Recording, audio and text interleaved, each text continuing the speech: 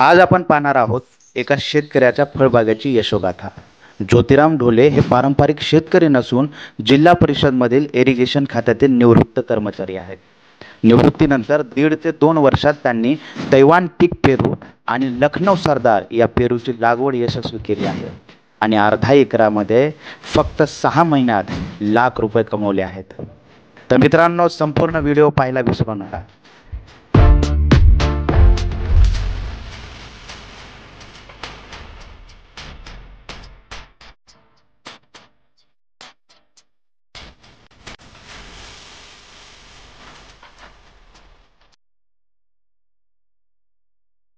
नमस्कार, मी महेश गुंड। आपण पाहत आहात कृषी टाइम्स। आज आपण आलेलो आहोत ज्योतिराम ढोले सरांच्या फार्ममध्ये। सरांची माहिती सांगायची झाल्यास सर हे जिल्हा परिषदमध्ये इरिगेशन डिपार्टमेंटला होते। आत्ता त्यांनी निवृत्त झाल्यानंतर शेतीकडे लक्ष द्यायला सुरुवात केली आणि फक्त 1.5 वर्षामध्ये जी आता आपण बाग पाहिलेली आहे ते 1.5 वर्षामध्ये सरांनी या बागेचं अत्यंत सुंदर असं नियोजन केलेलं आहे। नमस्कार सर, तुमचं कृषी टाइम्समध्ये स्वागत आहे। हो, नमस्कार। तर आपल्या फार्मचा पत्ता सांगा। हे आपल्या बोरगाव काळे लातूर बार्शी रोडवर पेट्रोल पंपच्या अलीकडं रोडला लातूर 30 किलोमीटर अंतरावर आहे। हां, तर लातूरपासून जवळ 31 किलोमीटर अंतरावरच सरांचं फार्म रोडच्या कडेलाच आहे आणि सर लातूरहून रोज येणं जाणं करून सरांचे मंडळी सरांच्या सोबत असतात त्या कामामध्ये, त्या बागेकडे लक्ष देतात। आता आपण जाणून घेऊया सरांच्या बागेबद्दल। सर, आपलं हे बागेचं पूर्ण क्षेत्र किती एकर आहे? तिथं टोटल 3 एकर क्षेत्र आहे मला लगत, पण पेरूचा बाग 1.5 एकरमध्ये लावला मी। म्हणजे तुमचं मुख्य जी बाग आहे पेरूची 1.5 एकरमध्ये? 1.5 एकरमध्ये। आणि बाकी 1.5 एकरमध्ये काय? 1.5 एकरमध्ये मी गोल्डन सीताफळ, पुन्हा शेवगा, पुन्हा आंबा 4 नंबरचे, दशेरी, केशर, सदाबहार, राजापुरी आणि पुन्हा कागदी लिंबू एक लावले 100 झाडं। असे टोटल नियोजन केले, 3 एकरमध्ये नियोजन केलं टोटल। मिश्र फळबागेबद्दल ज्यावेळेस बोललं जातं तर त्यावेळेस आता एक प्रामुख्याने असा मुद्दा येतो की मिश्र फळबागेबद्दल की पाण्याचं व्यवस्थापन त्याचं खूप अवघड असते। म्हणजे एखाद्या झाडाला ताण द्यायचा असतो आणि त्याच टायमाला एखाद्या झाडाला पाणी लागतं। तर अशी काय आपल्याकडे समस्याचा काय विचार केला? नाही, पण आम्ही काय केलं आहे, ती मिश्र केलं आहे, पण आपल्या शेवग्याची लाईन वेगळी, सीताफळाची लाईन वेगळी, आंब्याची लाईन वेगळी, पुन्हा कागदी फुलाची लाईन वेगळी, कागदी लिंबूची, असं वेगवेगळ्या लाईन आहेत। दंडानं पाणी, पुन्हा त्याला ड्रिप केलं आपण काय पाण्याला, म्हणजे हे एकमेकाला पाणी देताना एकमेकाला अडचण येत नाही। प्रत्येकाचं वेगवेगळं पाणी देता येते, ज्याला पाणी देता येते त्याला पाणी शिपट द्यायचं, असं केलं आहे नियोजन। आत्ता मी मगाशी आपली बाग बघताना मला काही म्हणजे सफरचंदाचे झाडे दिसले, त्याबद्दल काय सांगा? हो, सफरचंद मी 100 झाडं लावली होती आम्ही गेल्या वर्षी मार्चमध्ये। तर त्याच्यापैकी 87 झाडं जिवंत आहेत, पण आता 5 ते 6 फूट उंचीची झाडं झालीत आता। तर त्याला आता सफरचंद लागायला लागलीत आणि त्याची थोडी माहिती घेऊन आणखी डेव्हलप करायचा विचार आमचा। आता कुठं थोडं फुलं लागायलीत। म्हणजे प्रायोगिक तत्वावर तुम्ही आता सफरचंद लावून बघितला? हो, प्रायोगिक तत्वावर। आणि तुमच्याकडे म्हणजे रासायनिक खताचा वापर वगैरे नसल्यामुळं एक म्हणजे रिझल्ट तुमचा आहे, पण हळूहळू रिझल्ट येत आहे? हां, रासायनिक खत आम्ही टाकलं नाही, टोटल शेणखत आणि आता कोंबडी खत, ह्या 2च ह्याच्यावर आम्ही रासायनिक खताचा उपयोगच नाही केला, कुठलाच नाही। आता सुद्धा सगळ्या शेतात जरी कुणी आलं तरी बघा तुम्हाला तिथं शेणखत आणि कोंबडी खताचं ढेगर दिसेल टोटल। आता आपण वळूया, म्हणजे सरांकडून आपण आता माहिती घेतलेली आहे।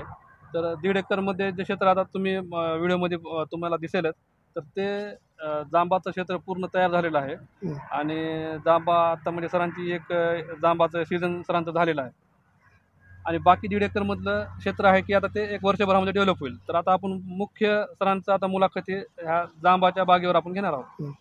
सर, ह्या जे 1.5 एकरमधल्या जांबाची बाग आहे, ह्याचे म्हणजे जात कोणती आहे? त्याच्यामध्ये 500 झाडं आहेत आपले लखनौ सरदार आणि 650 झाडं आहेत ती तैवान पिंक। लखनौ सरदार आणि तैवान पिंक। तर या दोन्ही जातीबद्दल म्हणजे काय, ह्यांचे काय वैशिष्ट्य काय आहेत? म्हणजे तुम्ही ही जात का निवडली? तर ह्याच्यामध्ये कसं आहे, दोन्ही बी जाती चांगल्या आहेत। तैवान पिंक आहे ती आपलं शुगर फ्री यायला आपल्या मधुमेहाच्या लोकांना सुद्धा चालती असं आमच्या ऐकवात आहे। पण आम्ही तिला आणि चांगली डेव्हलप होत होते बी, ही पण दोन्ही बी गोड आहेत। पण लखनौ सरदार मध्ये पांढरा निघतो आणि तो पिंकमध्ये निघतो, याच्यामध्ये फरक आहे। मार्केटमध्ये सध्या जे 2 चालतात, दोन्ही चालतात। लोकल मार्केटला इथं सरदार बराचसा मागणी आहे. हा. आणि तैवान पिंक ही पुणे मुंबईला मागणी आहे का? हो. सर आता आपण एकदम म्हणजे आपला जो प्रेक्षक आहे हम्म. आज म्हणजे युवा शेतकरी असेल किंवा तरुण असतील, तरुण बेरोजगार असतील, हो. ज्या शेतीकडे वळू पाहत आहेत, पण हो. त्यांच्यासमोर आहे की काय करावं काय नाही. म्हणजे यूट्यूबवर भरपूर किंवा सोशल मीडियावर भरपूर गोष्टी येतात, हो. पण खरी माहिती त्यांना मिळत नाही. हो. मग त्यांची एक भीती असते की बा ह्याच्यामध्ये गेलं सक्सेस नाही झालं तर काय होईल काय नाही. तर आपण एकदम सुरुवातीपासून आम्हाला एक डिटेलमध्ये माहिती द्या की ज्याने की व्हिडिओ बघणाऱ्याला त्याचा फायदा होईल. तर आता हे झाडाचं लागवडीला हे जमीन कशी प्रकारची लागते? जमीन सर्वसाधारण जमीन लागते त्याला, एवढी भारी जमीनची गरज नाही. मुरमाड जमीन लागते किंवा आपले साधी लालवट असलेली कमी ह्याची. मोठी भारी जमीनची बिलकुल फळबागाला गरज नाही. फक्त म्हणजे- त्याला शेणखताचं नियोजन केलं आणि थोडं पाणी राहिल्यानंतर त्याला भारी जमीनची गरजच नाही. आणि समजा आता पाण्याचं नियोजन कसं आहे, म्हणजे पाणी किती लागतं ह्याला पाणी जांबाच्या बागेला? जांबाच्या बागाला पाणी तेवढं लागत नाही. आपण जसं ऊसाला जेवढं पाणी लागते त्याच्या 25% बी पाणी झालं तरी भागतात. 25% ऊसाच्या, कारण ऊसाला लई पाणी लागते. हा. हो. आणि सध्या तर मराठवाड्यामध्ये आणि लातूरमध्ये पाण्याच्या समस्येचं तर जागतिक पातळीवर आपल्या पाण्याची समस्या गेलेली आहे. त्यामध्ये मग अशा प्रकारच्याच फळबागेकडे आजच्या युवकांनी वळलं पाहिजे. सर आता लागवड करताना म्हणजे याचे नियोजन कसं असतं, म्हणजे खड्डे किती अंतरावर केले आणि कोणती पद्धत वापरली? आम्ही काय केलं, म्हणजे 2 मीटर बाय 3 मीटर हा. असं आपलं हे टेपनं हे माप काढलं आणि 2 खड्डे खाल्ले.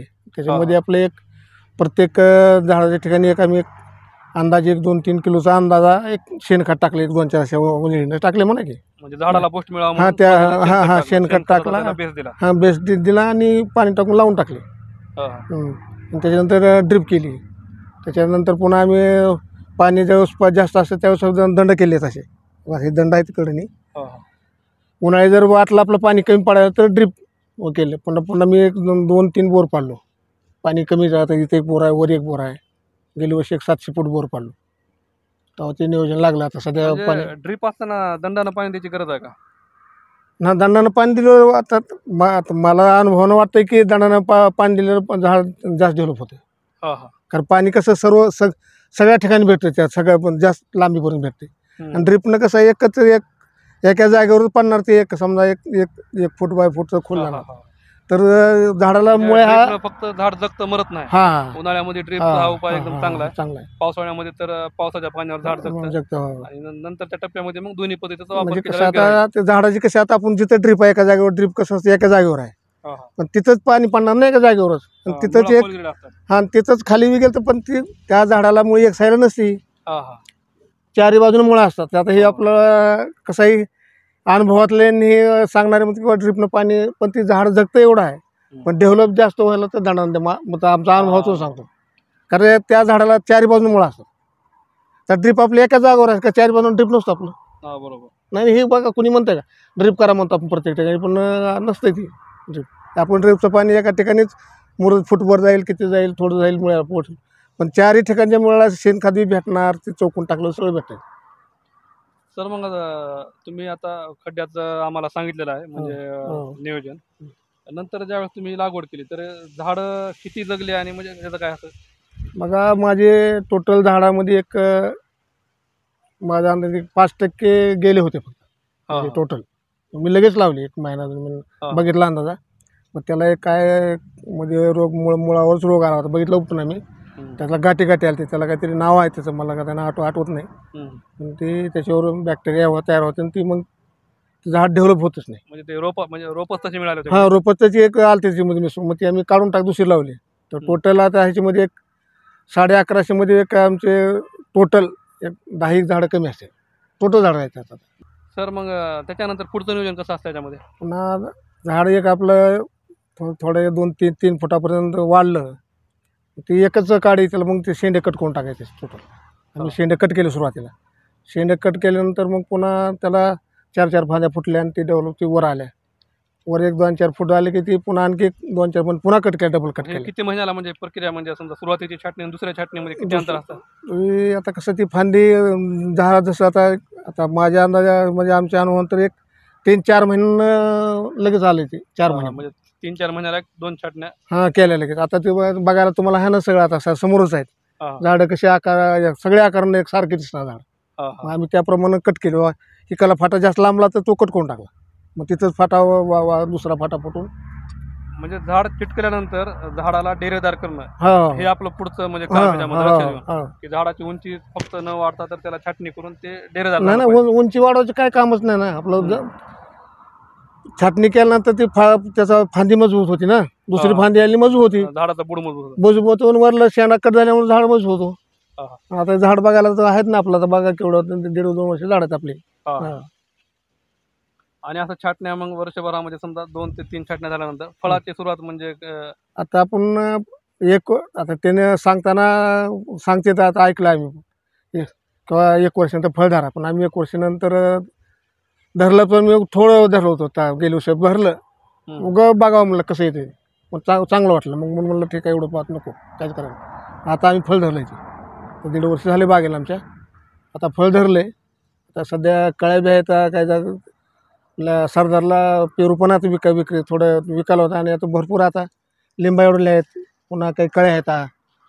तर आता हे असं ह्या पद्धतीनं आहे 500 झाडाची पोझिशन.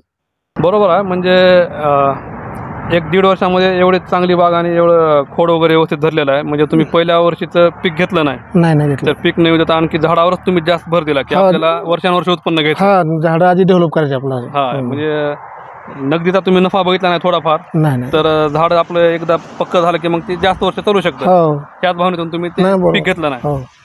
आता सुरुवातीला तर शेणखताचा बेस दिला. नंतर झाडांना म्हणजे काय कीटकनाशक किंवा खताचं व्यवस्थापन काय केलंय का? तर कीटकनाशक आता आमचं लिंबोळी अर्क वापरायचं म्हणजे कीटकनाशक फक्त. हा. आणखी तुम्ही रासायनिक खत वापरलं नाही? रासायनिक खत नाहीच अजून कुठंच नाही. आम्ही एक युरिया नाही, DAP नाही, कुठलं लोक म्हणतात. आपलं शेणखत आणि आपलं परवा कोंबडी खात 100 पोती घेतला होता मी. तर प्रत्येक झाडा 1 किलोच्या अंदाजाने टाकला सध्या. तर आता तुम्हाला बघायला झाडं बघतील 1 महिनाभर झाडं टाकून आम्ही एकदम त्याचा रिझल्ट चांगला आला त्या शेणखताचा. शेणखत आणि कोंबडी खत. हा दोन्हीचं शेणखताचा. कोंबडी खत टाकताना म्हणजे डायरेक्ट मुळाला म्हणजे झाडाच्या बाहेर टाकतात का कसं? नाही 9 इंच का 1 फुटाच्या अंतरावर टाकला. म्हणजे जवळ नाही. म्हणजे त्याची गरमी जास्त असते म्हणून लांब दूर टाकला. ते पाण्यासोबत ऑटोमॅटिकली मध्ये जातो. पावसानं झिरपून खाली जमिनीत जातो. तो मुळेला भेटतो आपण. मग खत म्हणलं तर तुम्ही रासायनिक वापरलं नाही आणि नाही. कीटकनाशक म्हणजे लिंबोळी लिंबोळी अर्क वापरलं. आणि मग याच्यावर काय म्हणजे कीटक म्हणजे काय किडे वगैरे म्हणजे काय पडते का? कीड लागते? किडी आता ही फळमाशीचा तेवढा अटॅक येतो ह्याला. हा. दुसरा ह्याच्यात काही दुसरा काहीच नाही. तर फळमाशीला आम्ही काय केलं ते सापळे आणलीत आता ते. त्याच्यामध्ये ती काय मारतात. काय आता फळमाशी शेवटी थोडं बहुत होतच कुठल्याही बाबा. बरोबर. 100% कुठलाच नाही आता कुठल्या शेतीमध्ये होत नाही. जांबाला एकमेव रोग म्हणजे फळमाशी. की फळमाशीनं जर ह्याला जांबाला टच केलं तर पूर्ण जांबामध्ये आळ्या होतात आणि पूर्ण जांब खराब होतो. म्हणजे जांबू आपल्या खाण्याचा उपयोग येतच नाही टोटल. त्यासाठी मग त्याचं नियंत्रण करण्यासाठी ही फळमाशीसाठी एक सापळा म्हणून बाजार उपलब्ध आहे. ते आम्ही लावलेत. त्याच्यामध्ये जवळपास आता एका सापळीमध्ये 100 माशा मेलेल्या आहेत. तर ही फळमाशा असं केल्यानंतर असा जांबाला इथं आकार येतो. त्याच्यानंतर पुढून पाहिला आपण तर ही जांब असा होतो. याच्यामध्ये आळी पण आहे ना. आळी आहे दिसायला आळी पण आहे. तर अशा जांब पूर्ण खाण्याला लायक राहत नाही पूर्णच. की मग जे आपण म्हणलो होतं ना जास्त जर फळं आपलं एका फांदीला ठेवले तर फांदी अशी झुकते आणि मोडते. आपण म्हणलो तर 1 किंवा 2. तर आपलं गड्याकडे काम असल्यामुळं किंवा थोडं मी मध्ये जरा गावाला गेलो 4 धामला. 1 महिना 1.5 महिना नव्हतोच. त्याच्यामुळे गड्यानं काही ते आपण स्वतः लक्ष न दिल्यामुळे थोडं फरक पडतो. ह्या जांबाला एका जांबाला जर फांदीला जवळपास 5 जांब राहिले. त्यामुळे ही फांदी अशी होती नंतर इथून तुटू शकते. म्हणजे आणि जांब पण डेव्हलप होत नाही. आता ह्याच्यामध्ये सरांचं म्हणणं असं आहे की स्वतः लक्ष दिलेला एक वेगळा फरक असतो.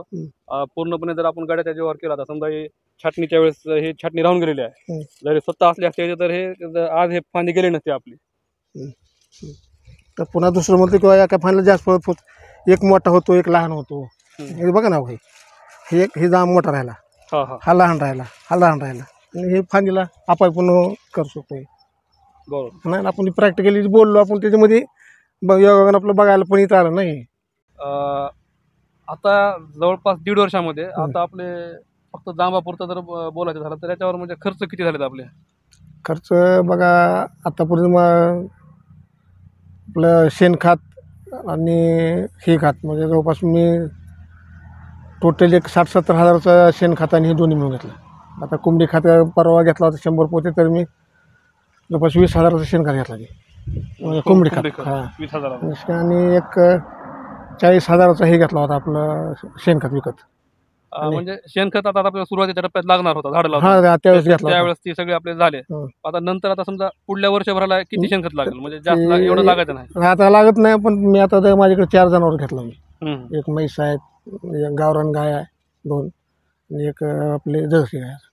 इथं दररोज शेण पडते, तेच आता गुळीन ती मिसळून कुजवायला होत सारे. हा, तर हा. आता पुढलं नियोजन आहे तेच वापरायचं आपली शेणखत. म्हणजे शेणखताचं हे नियोजन सरांनी स्वावलंबीने आपापल्या घरी हां सुरुवात केली. हां सुरुवात केली. आता घ्यायची गरज नाही आपली, आता रेडी आहे आपल्याकडे शेणखत.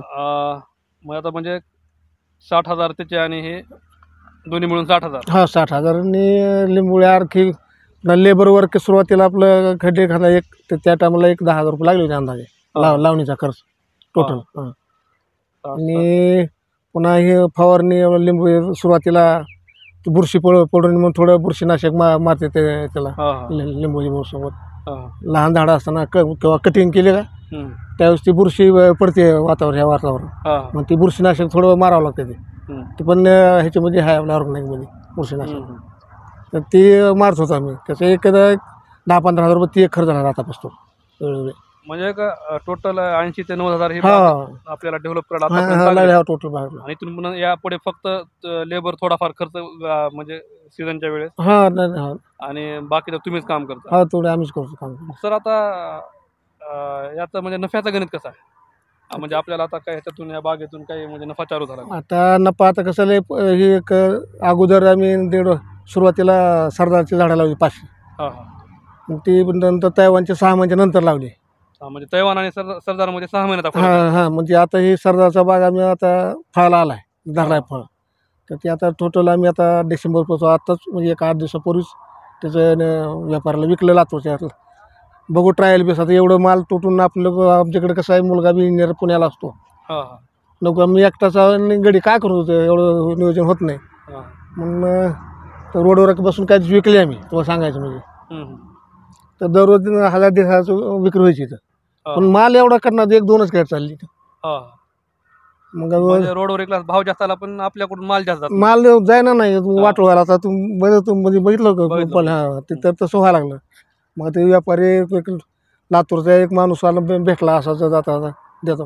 त्याला मग काय लोक 500 झाडं आहेत त्या आपल्या आमची, बघ मोजून वाहून काय आहेत. मग त्यानं मोजून बघितलं आहेत म्हणलं काय. मग ते 90,000 त्याला डिसेंबरपासून बाग देऊन टाकली टोटल. म्हणजे आता सध्या ऑगस्ट महिना चालू आहे आणि डिसेंबरपर्यंत म्हणजे 5 महिन्याचा एक 4-5 महिन्याचा. हा 6 महिने धरणं टोटल. आता ही बाग आल्यापासून 2 आता ही सांभाळा बाग आल्यापासून टोटल हे माल दिलाच आपण. म्हणजे 6 महिन्यासाठी आता बाग देऊन टाकलेल्या व्यापाऱ्याला आणि अर्धा एकर अर्धा एकरची बाग दिलेली आहे आणि जवळपास 90,000 यांचं म्हणजे जे आता एक वर्षभरात जे काही यांचा खर्च झालेला आहे त्या बागे म्हणजे पूर्ण 1.5 एकर बागेचा तो फक्त अर्धा एकर बागेनं तो निघालेला आहे खर्च यांचा. आता इथून पुढे जे असेल इथून पुढचं जे काही आता यांचं पीक येईल तर ते यांचं उत्पादन असेल. अंदाजे आता ज्यावेळेस आता तुमच्या दोन्ही बागा तयार होत्याल आणि परिपक्वता आता बागा झालेल्या आहेत तर अंदाजे पुन्हा 1.5 एकरमधून आपल्याला किती उत्पन्न अपेक्षित आहे कमीत कमी? आता आमचं नियोजन 3 लाखापर्यंत व्हायला पाहिजे कमीत कमी. त्याच्यावरच व्हायला पण 3 लाख तर मिळायला पाहिजे 1.5 एकरमध्ये. वर्षाला 3 लाख तर होते. आता ह्याच्या पुढे आता काही माहिती घेतली ती म्हणजे 6 महिन्याला वर्षातून तसं तर जाम कटिंग केली की त्याला पेरू लागतोच. 12 महिने सुद्धा काही फळ येते. वर्षातून 2 जरी पिकं निघाली का आपण एकच धरत सांगते त्याला 3 लाखाचा ॲव्हरेज वर्षाला. वर्षातून एक जरी पीक धरलं तर 3 लाखाचा ॲव्हरेज. म्हणजे याचं गणित म्हणजे तुम्ही झाड आता आपल्याकडे 1100 आहेत आणि फळं म्हणजे किती म्हणजे पकडले कसे पकडले? कसं आहे कमीत कमी एका झाडाला आता कळ्यामध्ये कमीत कमी 100 कळी लागली असतात. आता बघायला सुद्धा आहेत इथं पण लागलेले आहेत बाजूला. तर तिथले आपले 50 झाडाचे एक जाम कमीत कमी 300, 400, 500 ग्रामपर्यंत कमी जास्त जाम होतो. तर 20 किलो धरायचं एका झाडाला माल. तर 20 गुणले बाग किती होतो? 20 किलो तर धरला तर एक एक झाड कमीत कमी बघा आता 400-500 कुठे लहान मोठं धरून असं सरासरी धरलं 400 तर किती होते 44 म्हणजे 4 लाख म्हणजे एक झाड जर आपण धरलं 400 किंमत रुपये. 400 रुपयाचं धरलं किंवा तर 1800. 300 रुपये धरलं झाड एक 300 समजा रुपये. एक झाडाची बाबा 300 रुपयाचा माल निघू शकतो. हम्म. 20 किलो धरला तर 1 कॅरेट आहे. मिनिमम भाव धरला तर 400 रुपये होते तसं ते 20 किलो जर माल धरला तर 20 किलोचं कॅरेट असते तर मिनिमम आपण 20 रुपये जरी किलो धरला हा. किती होते 1 कॅरेट साहेब 400 400 रुपये 400 रुपये तर आपला एक 11 झाड आहेत किती होते 11 44 4.5 लाखापर्यंत जाऊ शकतं. पण लहान थोडं कमी जास्त झाडं जर चांगले आहेत पण कुठं कमी धरलं तर 3 लाखापर्यंत धरलं आवडचं आपलं. तर म्हणजे 1.5 एकरमधून आपल्याला अपेक्षित एक जरी आपण सीझन घेतला वर्षामध्ये वर्षामध्ये. तर 3 लाखापर्यंत आपण अपेक्षित उत्पन्न धरलेलं आहे. हो. तर मित्रांनो आपण सरांकडून इत्यंभूत माहिती घेतलेली आहे. तरी आपल्याला आणखी काही प्रश्न असतील तर आपण कमेंट बॉक्समधून आम्हाला कळवत जावा. यानंतर आपण परत आणखी सरांच्या फार्मवर येणार आहोत आणि ते जे 1.5 एकरचा दुसरा जी बाग आहे मिश्र पद्धतीची ती आता एक 6 महिन्यामध्ये ते डेव्हलप होईल. त्यानंतर आपण त्यावर एक व्हिडिओ बनवणार आहोत. आणि जर आपले काही प्रश्न असतील की आपल्याला आणखी काय काय बघण्याची इच्छा आहे किंवा कोणत्या ह्याच्यातली माहिती पाहिजे असेल तर आम्हाला कमेंटमध्ये कळवा. आम्ही तुमच्यासाठी ते व्हिडिओ घेऊन. धन्यवाद. पाहत रहा Deccan time, the voice of people.